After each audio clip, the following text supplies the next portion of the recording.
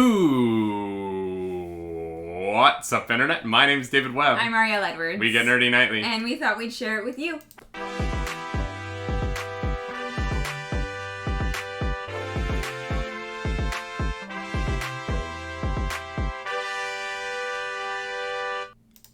That is right. Welcome back to a Friday edition of the Nightly Morning Show here on twitch.tv/nerdynightly, the only morning show ever to be produced in the history of mankind. Yes, this is our 100% original idea. No one has ever done it before.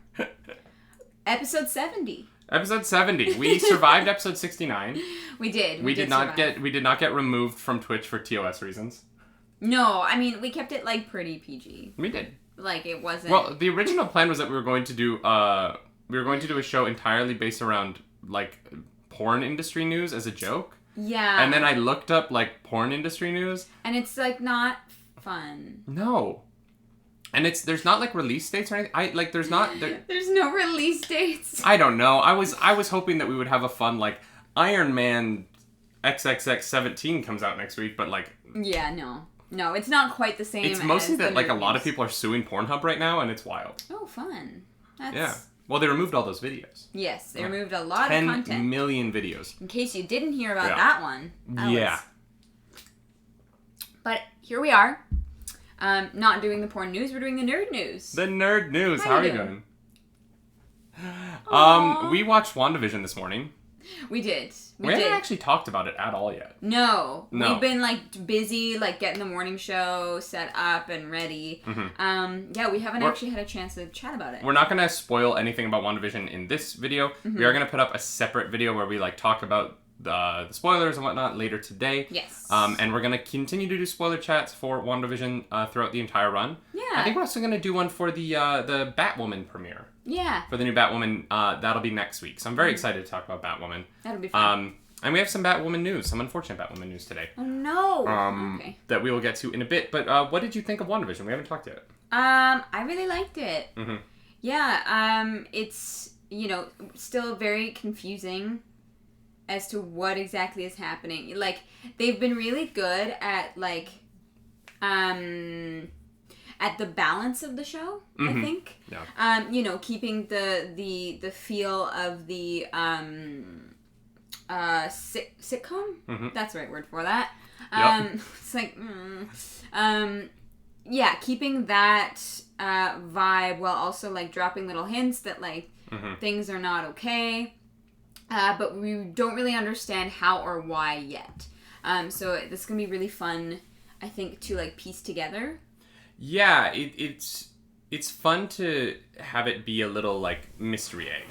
Yeah. That is being like, given to in parts. Yes. I understand, having seen both episodes, I understand why they put up 2 this week. I think the first episode is very light on the bigger world stuff. Mm-hmm. But the second one, it's still very light, but it gets into it a little bit more. Mm-hmm. And so I think that it was smart of them to be like, all right, if you just watch the first episode, you wouldn't really understand what the rest of this journey is. Yeah. But seeing 2 episodes back to back, you're kind of like, all right, I get what the purpose of this is. Yeah. I get what kind of story I'm in for. Yeah. And I'm loving the show so far. I think Elizabeth Olsen is amazing. Is so good. Yeah. She's so good on the show. Yeah.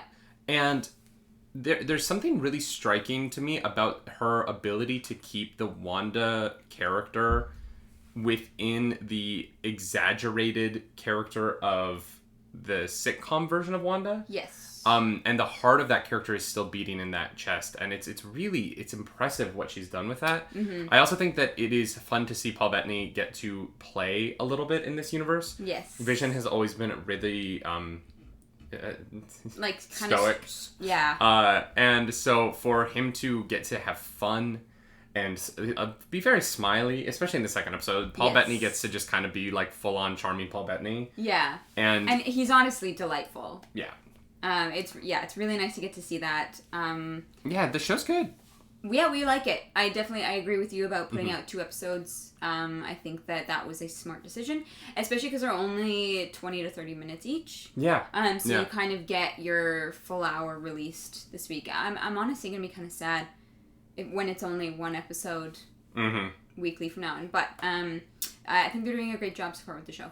Yeah, it's also it's funny. I don't watch a lot of shows that have a laugh track. So it is interesting listening to a show with a laugh track again. Yeah. Because even the sitcoms that I watch don't typically have laugh tracks. Like I'll watch Parks and Rec, which doesn't have a laugh track.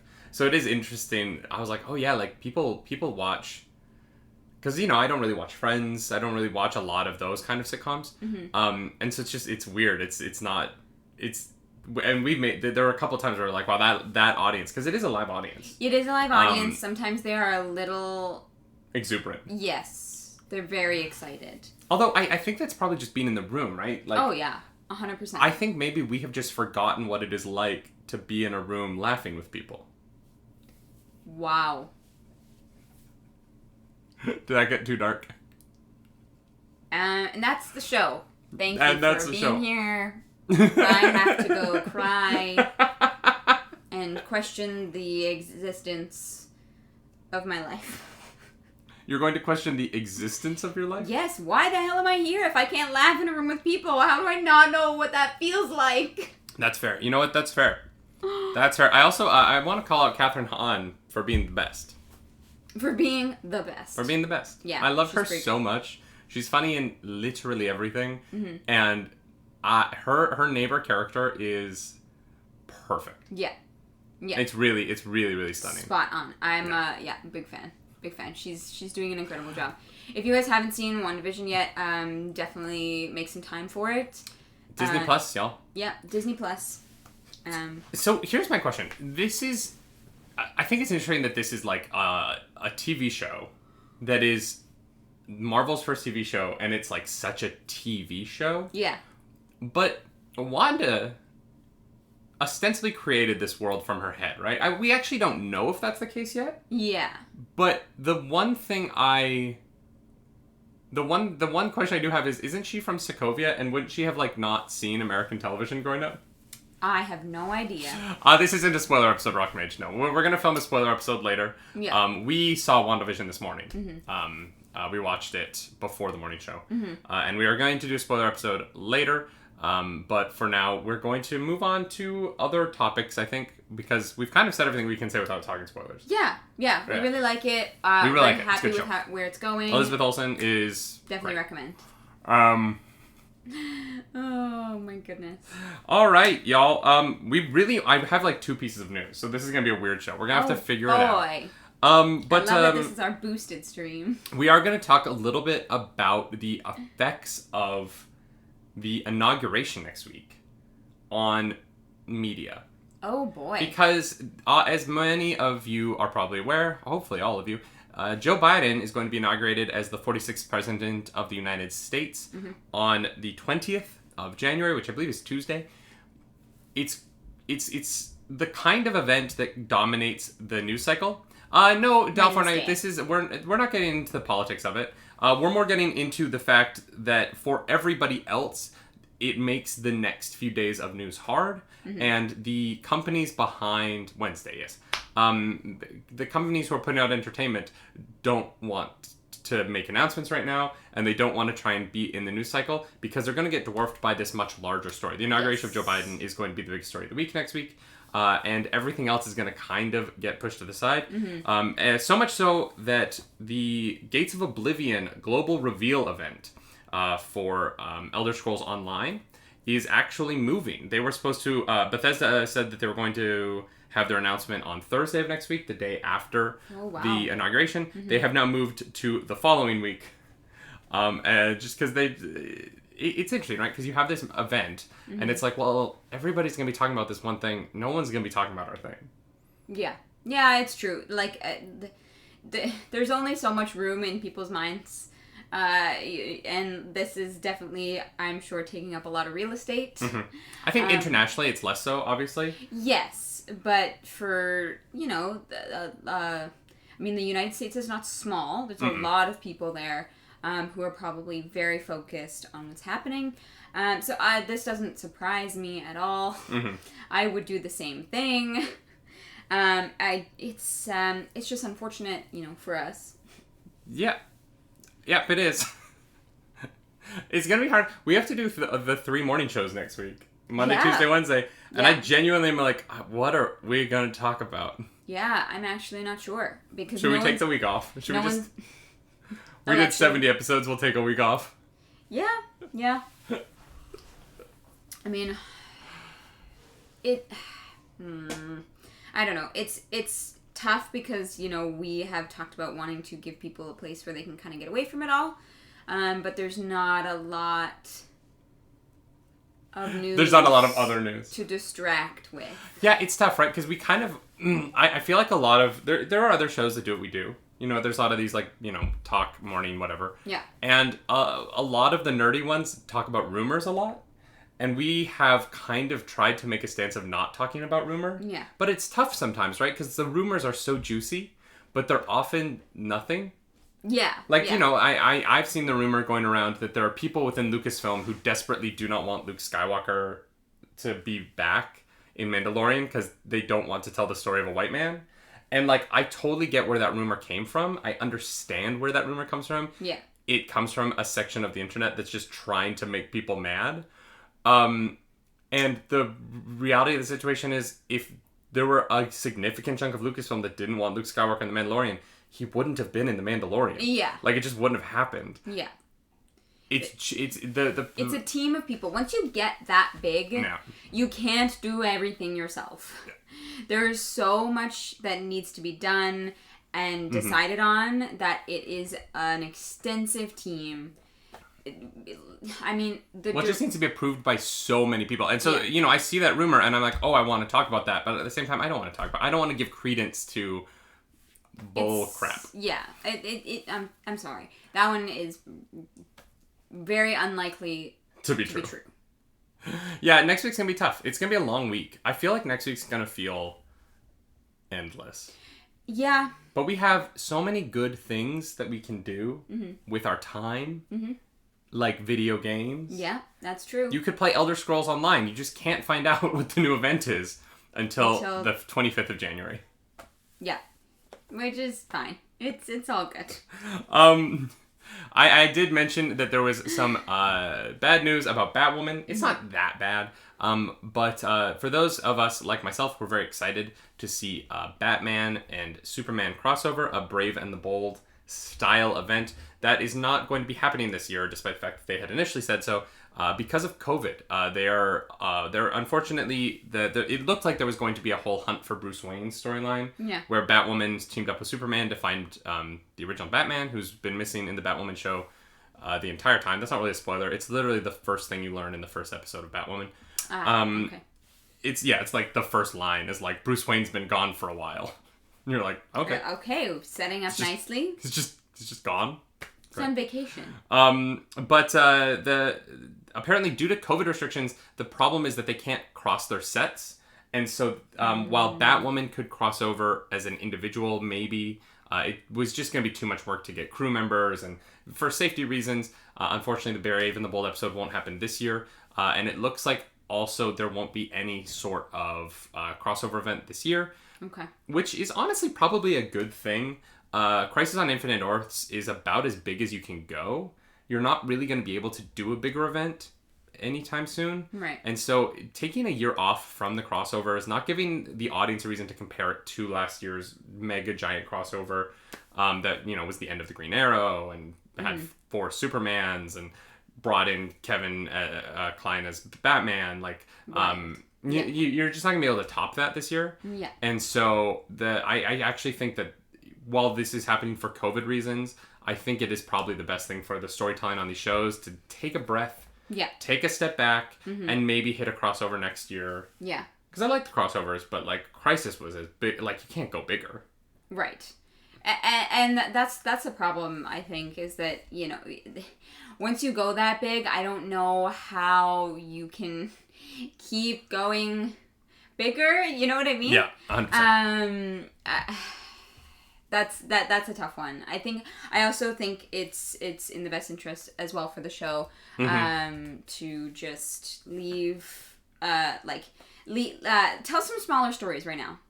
Tell some smaller stories right now because we you know what? Sometimes those are better. Yeah. They don't feel as epic, but they're a little more close to home. 100%. I think, and more relatable. Well, and I think, the height of the Arrowverse to me is still the second season of Arrow.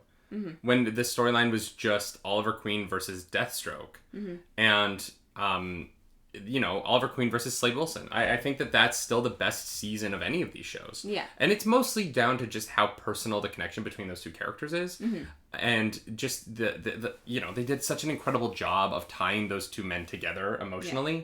And then paying that off in such a just like heart-wrenching way. Yeah. The final fight between those two characters is more about the emotions than it is about the physical combat. Yes. Very similar to it's the reason why Vader versus Luke in Return of the Jedi is still my favorite lightsaber fight. Yes. And it's because it's not really about the lightsabers. It's not about the combat. It's really about the relationship of a father and son. Oh, 100%. Yeah. It would be far less memorable 100%. if it wasn't. Yeah. Because the Anakin Obi-Wan fight from Revenge of the Sith mm-hmm. is by far still the best choreographed lightsaber fight, right? Yeah. But there's elements of it where there's long chunks of it where I'm like, all right, like this isn't about anything. This is just how impressive can we swing these blades? And the best parts of that fight are the emotional ones. Mm-hmm. The best part of the entire Anakin and Obi-Wan lightsaber fight is when it's over and they're just shouting at each other on the beach. Yeah. Because your heart breaks for both of those men in that moment. Yes, absolutely. And that's what makes good combat to me. Yeah, and I have to agree with Joyman and Potomsim in the chat. I think that those big storylines, those like epic moments have to be earned. Mm-hmm. And I think you have to take a lot of time to build up to them. Otherwise they can fall flat. Mm-hmm. Like you need to have that build up and that anticipation. If you go big and then you keep going big and it's just trying to keep going bigger, it becomes exhausting. Yeah. I think that those moments really need to be earned. Well, and I think that's something that I've always admired about the MCU as a whole, right? Like you have this giant crossover with Infinity War and then Endgame. Mm-hmm. And then the next movie is Spider-Man Far From Home. Mm-hmm. And like it's a big movie in some ways, but it's definitely a smaller, more personal story. Yeah. And it works, the universe holds together because not everything is, Galactus. It's, You know why, that's why I love Ant-Man. Oh, it's yeah, because Ant-Man's it's a great. small heist story, just with superheroes. Mm-hmm.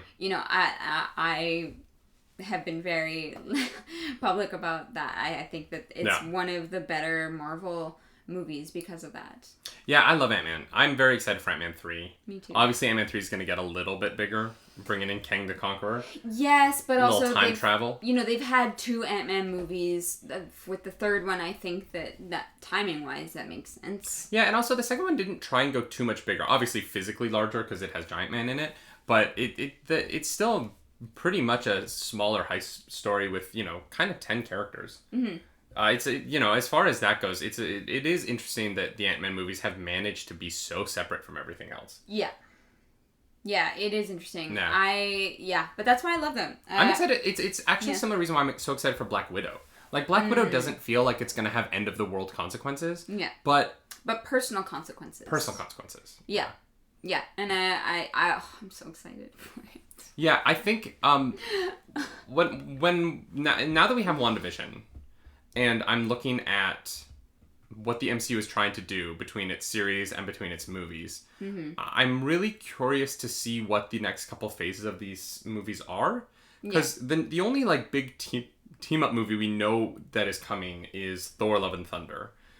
Because that's going to bring in a lot of different people. Natalie Portman's coming back. Mm-hmm. Most of the Guardians of the Galaxy seem to be appearing in that movie. Yes. So that one seems to be a slightly larger film. Mm-hmm. But for the most part, I mean, Eternals is going to be all new characters. Mm-hmm. Black Widow. I'm excited for. Mm-hmm.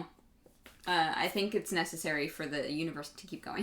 Falcon and Winter Soldier seems to be mostly about, protecting the legacy of Steve Rogers. Mm-hmm. It just seems like we are kind of headed into, after the largest possible event, Marvel has set themselves up to tell a bunch of smaller stories. Yeah. So much so that Kevin Feige has even said, like, we don't have an Avengers movie on the books right now. Like, there will be one coming down the line, but for now... 2026. 2024. No, it's going to be 2025. It's going to be like... It's going to be June 31st, 2025. It's going to be like the exact middle date in our bet. And we're going to argue about who actually won. For like ever. No, you know what it is going to be? It's going to come out on July 1st. But Thursday night previews are going to be on June 30th. Oh my god. And so it's literally going to cross the line exactly. What do we do in that scenario? How do we decide who wins the bet? We haven't even decided what the stakes of the bet are yet. That's true. I feel like that's up to chat. Joymon in the chat is asking, are you excited for the Eternals movie? And Rockmage says the bet is Trial by Combat. I would win Trial by Combat. I'm sneaky. Okay, Sneak Archer is only a build in Skyrim. That's not a real thing. But I have an actual bow. Yes, and if you were in Skyrim, being a Sneak Archer would be great. No, that's the tiebreaker. Are you excited for the Eternals movie? Yeah. Like I said, You've never read an Eternals comic? I have not. No, comic books are not my forte. That's more your expertise. I don't know anything about the Eternals, but I am excited to get something new in this universe, in this world, because, and by something new, we mean something very old. That. I know what you're talking about. The Eternals are eternal. Yeah, no, they're very old. They've lived on Earth for thousands of years. Yeah, it's like, oh boy, that movie that came out on Netflix with Charlize Theron. Old Guard. I was like, it's gonna hit me. Yeah, it is kind of like Old Guard. Okay, cool. No, it's not. They have superpowers and it's Angelina Jolie. I'm just not ready for her cheekbones in a Marvel movie. You know what I mean? Like, it's gonna be a lot for me. And Kumail Nanjiani, the Eternals cast. If you really look at the Eternals cast, that's like a bisexual's dream. Yeah. You're like, yeah, there's lots there for me. Yeah, it's a smorgasbord of humanity. I love it. I'm here for it. No, I'm excited. I think Marvel needs some new storylines. There's a lot of people in the MCU right now that are household names that we know and we love, but they've done so much growth over all of the content. Like, there's so many movies, you know what I mean? Yeah. That I think that at some point they are not going to be the focus. They can't be anymore because we've already told their stories. And so introducing some new ones, I am very excited for. Yeah, I think the biggest problem Eternals is going to have is having to explain how... I don't know what the plot of Eternals is, Del Fortnite, yet. We don't know. But the Eternals is a team of... it depends on the Marvel comic you read, but essentially they are a team of people who have been living among humans on Earth for thousands of years.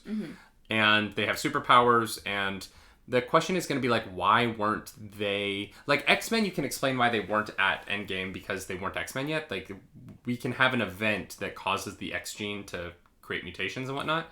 Right. Eternals have been around since ostensibly the beginning of humanity. And so the question kind of becomes, where have you been? Yeah. And it is always harder to introduce characters like that. Yeah. And so I'm curious. I am curious to see what the movie is going to do to set up that these people are here.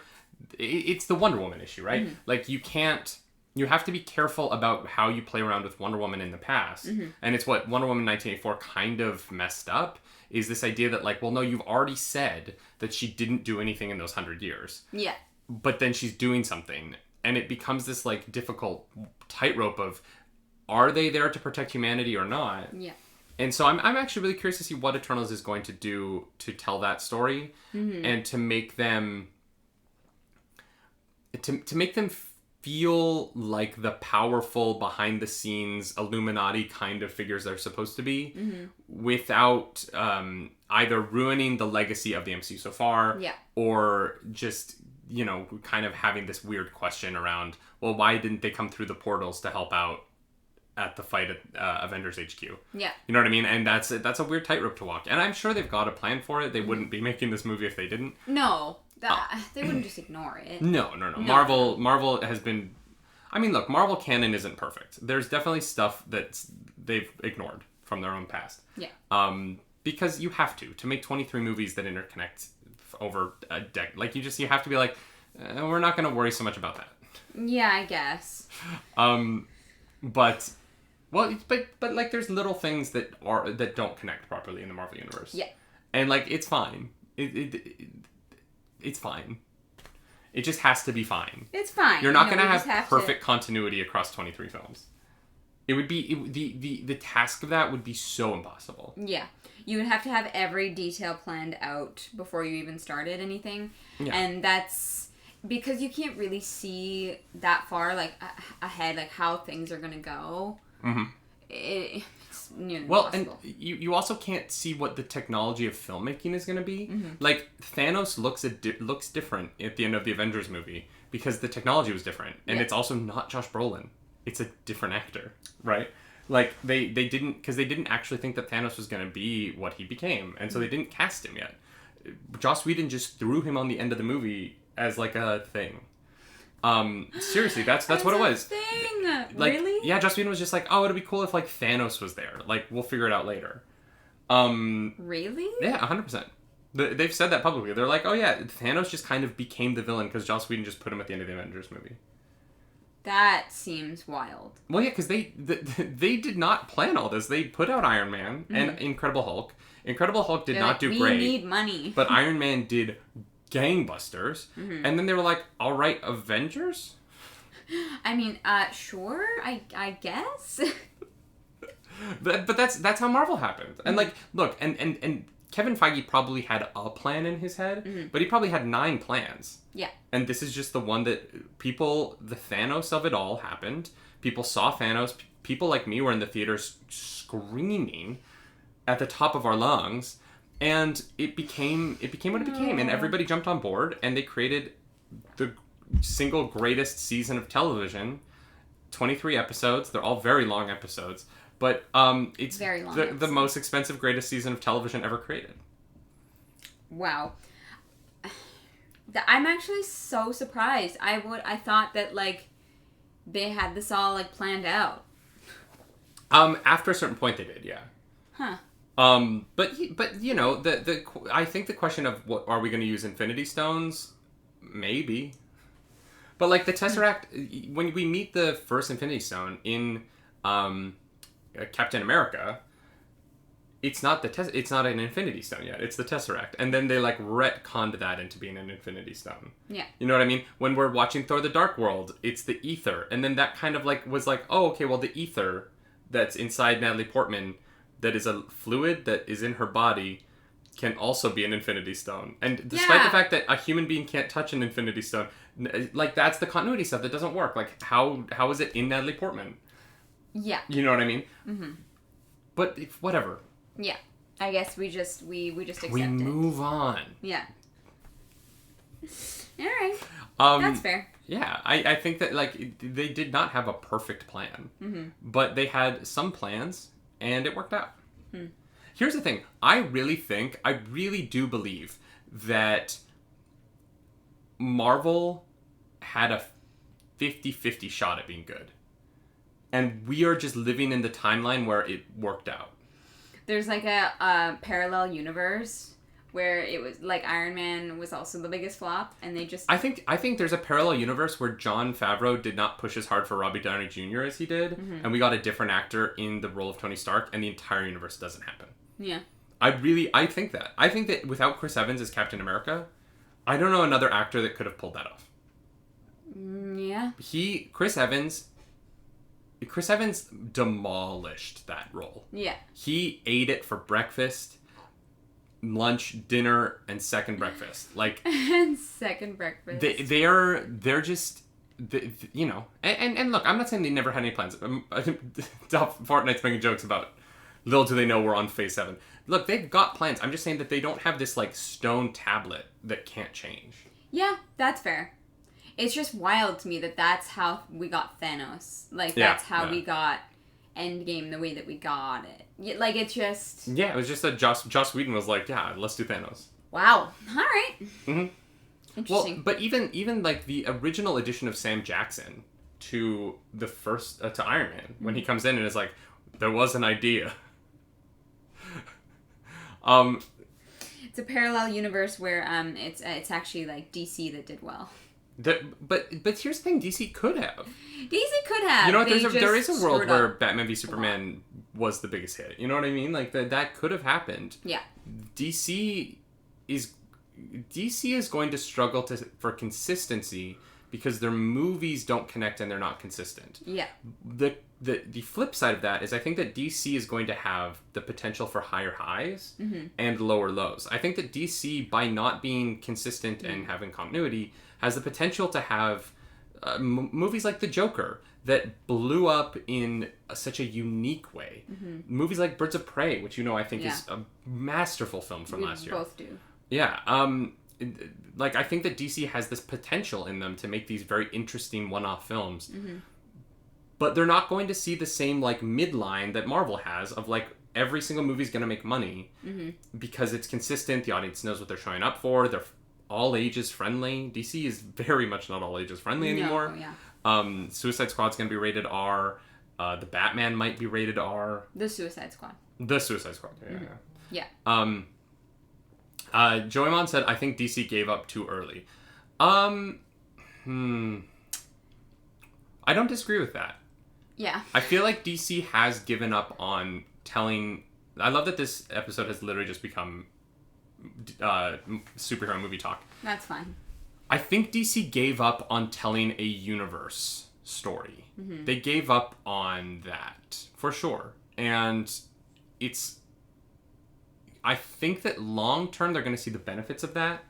I think that exploring Aquaman as fun cowboy Aquaman, exploring Shazam as this perfect childhood dream Shazam is going to work out for those franchises. I think that they're going to have to get Wonder Woman 3 back on track after Wonder Woman 2. But they're going to make that movie. I think the Batman being this dark thriller noir crime drama film set in the 70s, but they have cell phones, is going to be really fun and interesting. I'm going to love it. Mostly because I trust the director. His Apes movies are both brilliant. But yeah, no, I don't DC is not telling a cohesive story with its films right now. And there's going to be ups and downs to that. Yeah. I do have to say though, I am excited for Batman.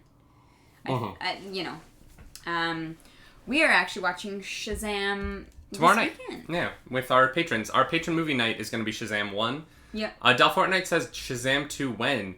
Shazam 2, I think it's called Trial of the Gods or Fate of the Gods. We got the title at Fandom. I believe is going to be coming at the end of next year. I believe 2022. I think that they're filming Black Adam first. Yes. Then they'll film Shazam 2. And but yeah, no, it's going to happen. Joymon asked, do you think the Batman will be great? I do. Robert Pattinson is, unfortunately his most known role is not the greatest, but has done some really other amazing work. Yeah. And like you said, the director... Fury of the Gods. Thank you, Richardson. Fury of the Gods. 2023. Oh, wow. All right. Okay. Those kids are going to look so old. Yeah. Oh, those kids are going to age so... That'll be fun. Because here's the thing. When you're a 22-year-old to a 24-year-old isn't a huge change, but an 8-year-old to a 10-year-old is a huge change. Yeah. And all of... Billy Batson is going to go through puberty before the next movie. Yeah, they're going to have to... The whole point is that he's supposed to be a kid. I really wonder how they're going to handle that. I don't know. It's going to be in It Chapter 2, they digitally de-age some of the children in the flashback sequences, and the digital de-aging on the kids looks really bad. Oof. It's it's just not good CGI, and you're just kind of I just kind of wish you'd let them look a little bit older. Yeah, I don't love that. Yeah. I also don't love It, so that's... Well, you don't like any horror property. Yeah. You're right. Fun thing about the Batman movie that's coming out, very excited for it. The Batman released the Joker's look for the movie, but they didn't do that in a traditional way. It has been released on the upcoming Riddler's Brew Mountain Dew bottle. Right. So if you want to see what the Riddler looks like in the new Batman movie, go to your local 7-Eleven and buy the new Mountain Dew Riddler's Brew. That's a way to do it. Should we do a taste test? No, I hate pop. Okay, but should we do a taste test? No. Okay, we're gonna do a taste test. Great. I'm glad that my input was I listened. You did. And then I made the decision. Okay, well... That's how marriage works, right? Yeah, but usually it's the other way around. I'm sorry, I didn't need reason to get more Mountain Dew. Not used to being on this side of the... When it comes to content, I feel like I'm the, like, go-ahead person. You're like, this is what we're doing! That's fair. They had 2 actual kids out of the whole Shazam cast. Yeah, because the girl who plays Darla is a child. But Darla's the cutest if she grows up. Oh no. Don't grow up, Darla. I'm excited to watch that tomorrow. Yeah, I'm excited too. I'm very excited for Shazam 2. Mm-hmm. Can't talk about why I'm excited for Shazam 2 because you haven't seen Shazam 1 yet. Oh, and I don't want to spoil the end of that movie. That is But fair. Shazam is excellent. I'm very excited to watch that with you tomorrow. And then next week, y'all, if you want to catch up with Clarus, the next week's episode of Catching Up Clarus is going to be on Shazam. Yes. The DC movie from a couple of years ago now. Yeah. I didn't even know it came out. It's so good. Zachary Levi, he's so good in that movie. Cool. Yeah. Well, and Finn Wolfhard. I just love that his name is Finn Wolfhard. Can you imagine if your name was Finn Wolfhard? Of course you're going to be a celebrity. what a badass. Right? I'm down. Yeah, Finn Wolfhard versus Mark Strong. Is he a wrestler? No, Mark Strong is just an actor. Okay. Just sounds like... Oh, no, I know. It sounds literally like, and now entering the ring, Finn Wolfhard and Mark Strong. Oh, God. Well, thanks for being here for another episode of the Nightly Morning Show. Is that it? I think so. We're calling it? Oh, wow, we're calling it. I mean, it's 10:55. It's 10:55. That's the end of the show. Y'all. You okay? No, I want to be on camera all the time. I want to live on camera. Well, I mean, we can just keep the camera on and end the show. Oh, we could do that. Or we could turn it off. We have to record another thing, so. That's true. We are going to be doing a spoiler talk for WandaVision. We watched both episodes this morning. So Jermon says, when watching you guys, I feel like Black Widow is talking to the Stranger Things cop. I'll take that. I will definitely People take have been, that. ever since my beard kind of grew in again, people have been like, oh, you look like David Harbour. And I'm like, yeah, okay, I'll take it. Yeah. David Harbour's hot. That. Yeah. He's an attractive man. Even when he's like full dad bod in Stranger Things season 3, you're still like, oh man, I get it. Yeah. I would ride the Harbor train all the way to port. You know what I mean? I don't know what that means. I don't know what that means either. I'm sure we'll just leave it at that. Oh, God.